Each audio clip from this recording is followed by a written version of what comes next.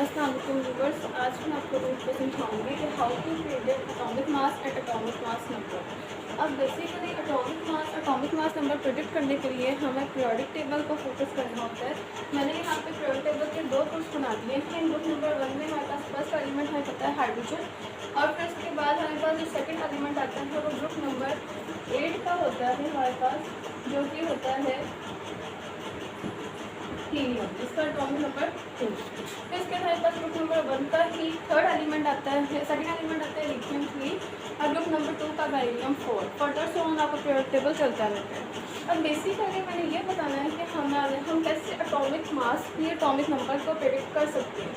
अगर हम रैंडमली बात करते हैं तो एटॉमिक नंबर पीरियड्स में हमारे पास पीरियोडिक टेबल में कंटिन्यूसली इंक्रीज करता है पीरियड्स में, और ग्रुप्स में इंटरवल के फॉर्म में इंक्रीज कर रहा होता है।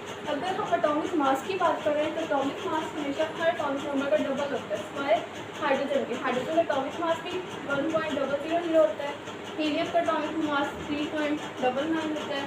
फिर लिथियम की अगर हम बात करें तो 5.98 होता है, जो कि 6 हो जाता है, ये हमारे पास 4 हो जाता है। बेरिलियम की अगर हम बात करें तो ये हमारे पास बन जाता है एटॉमिक मास 8 समथिंग, तो ये हमारे पास फर्दर, तो हमारे पास एटॉमिक मास एटॉमिक नंबर के डबल होते हैं। लेकिन हम कैसे प्रेडिक्ट करेंगे, मैंने यहाँ एग्जाम्पल के तौर पर हाइड्रोजन बनाया हुआ है। हाइड्रोजन में हमें पता है कि सिर्फ एक इलेक्ट्रॉन होता है, और अगर हम न्यूक्लियस की बात करें तो न्यूक्लियस में हमें पता है हमारे पास प्रोटॉन्स और न्यूट्रॉन्स ही अवेलेबल होते हैं। अब इसके अंदर प्रोटॉन 1 होता है, न्यूट्रॉन 0। एटॉमिक नंबर प्रेडिक्ट करने के लिए हमें नंबर ऑफ प्रोटॉन्स मालूम होना मस्ट है। जितने नंबर प्रोटॉन्स एक न्यूक्लियस में होंगे उसका एटॉमिक नंबर उतना ही हमें मिलेगा।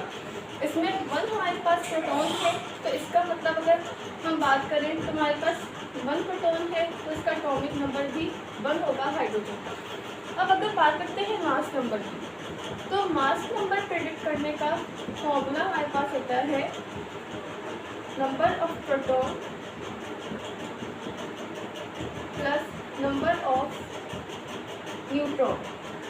अब अगर हम इसकी बात करें तो मास नंबर में number proton plus number of neutron, तो हमारे पास कितने नंबर हैं प्रोटॉन के 1 और न्यूट्रॉन के 0, तो ये हमारे पास बन जाएगा 1। तो इसका मतलब है atomic number of hydrogen is equal to 1 and mass number of hydrogen is equal to 1, क्योंकि हमारे पास दोनों सेम निकले। लेकिन हम अगर बात करते हैं अपनी सेकंड एग्जांपल की, जैसे कि मैं यहाँ पर लिखती हूँ बेरिलियम 4। अब अगर हम बेरिलियम की बात करते हैं तो बेरिलियम के अंदर हमारे पास इस तरीके से आता है कि प्रोटॉन 2 और न्यूट्रॉन भी 2। इसके आउटर मोस्ट शेल में हमारे पास 4 ही इलेक्ट्रॉन्स होते हैं। अब अगर हम एटॉमिक नंबर की बात करें, प्रोटॉन हमारे पास 4 और न्यूट्रॉन भी हमारे पास 4 होते हैं। अगर हम प्रोटॉन की बात करें तो हमारे पास एटॉमिक नंबर बन जाएगा 4। अगर हम मास नंबर की बात करें तो फॉर्मूला क्या है, number of proton plus number of neutron, तो ये हमारे पास बन जाएगा 4 + 4 इज इक्वल टू 8। तो इसका मतलब है कि mass number of beryllium is equal to 4 atomic number, and mass number of beryllium is equal to 8। Easy way में आप अगर किसी भी एलिमेंट का एटॉमिक नंबर या मास नंबर फाइंड आउट करना चाहते हैं तो आप इस तरीके से फाइंड आउट कर सकते हैं। और अगर पीरियोडिक टेबल में आपने मास में एटॉमिक नंबर याद रखने हैं या मास नंबर याद रखना है, तो हमेशा एक टिप होती है जो मैं यहाँ पे मेंशन कर रही हूँ, टिप टू रिमाइंड कि हमारे पास mass number is twice of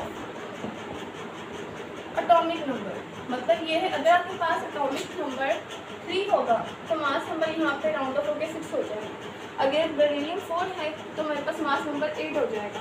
तो पीरियोडिक टेबल में आप रैंडमली सिर्फ अगर नंबर्स याद कर लें एटॉमिक नंबर, तो मास नंबर उसका ट्वाइस होता जाता है, हमारे पास मास नंबर निकलते जाते हैं। Thank you.